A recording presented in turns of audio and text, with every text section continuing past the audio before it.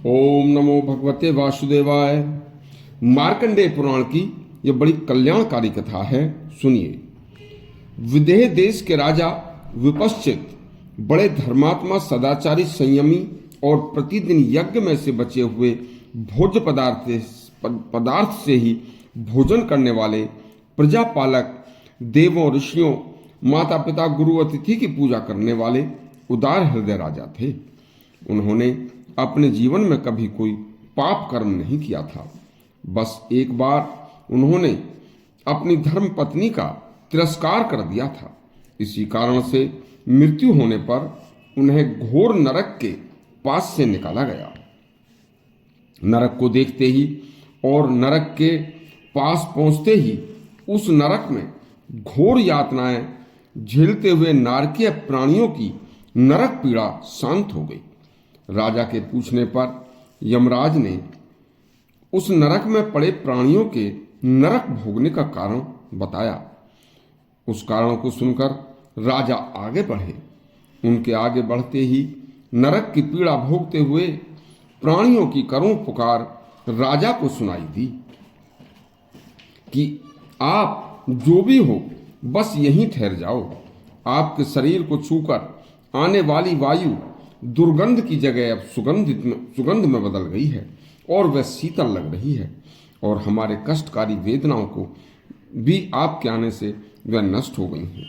सुनकर राजा रुक गए और यमराज से बोले, भैया, मैंने ऐसे क्या पुण्य कार्य किया है जो मेरे इनके पास आने मात्र से इन नरक भोग रहे प्राणियों को कष्ट की जगह सुख मिल रहा है?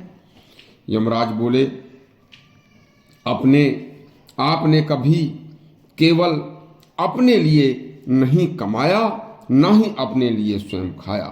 आपका शरीर देवता, पिता, अतिथि व नौकर चाकरों को खिलाकर बचे हुए अन्न के सेवन से पुष्ट हुआ है।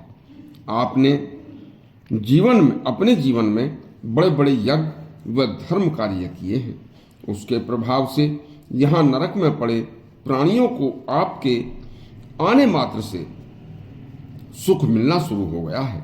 इतना सुनकर राजा बोले, जब मेरे अकेले के यहाँ आने मात्र से इतने प्राणियों का दुख दूर हो रहा है तो मुझे स्वर्ग का सुख नहीं चाहिए। बस मैं अब यहीं रहूंगा। और उन नरक में पड़े प्राणियों से कहा, तुम्हारे सुख के लिए मैं आप ही के पास रहूंगा। बस यमदूत बोले, राजन, यह स्थान आपके लिए नहीं है।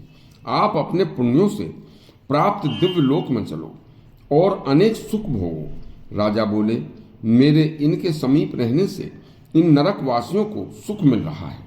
मेरे चले जाने पर ये इतने प्राणी दुखी हो जाएंगे, तो मैं अपने सुख के लिए इतने प्राणियों को दुख नहीं दे सकता।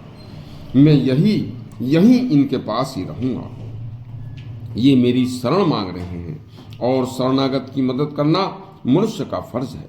मैं बेशक इनके पास रहकर स्वर्ग का सुख त्याग रहा हूँ, और इनके पास रहकर नरक की दुर्गंध, भूख, प्यास मुझे सताएगी तो सताए, लेकिन इनकी करुणा के सामने मैं यहीं पर रहूंगा, यहाँ से नहीं जाऊंगा।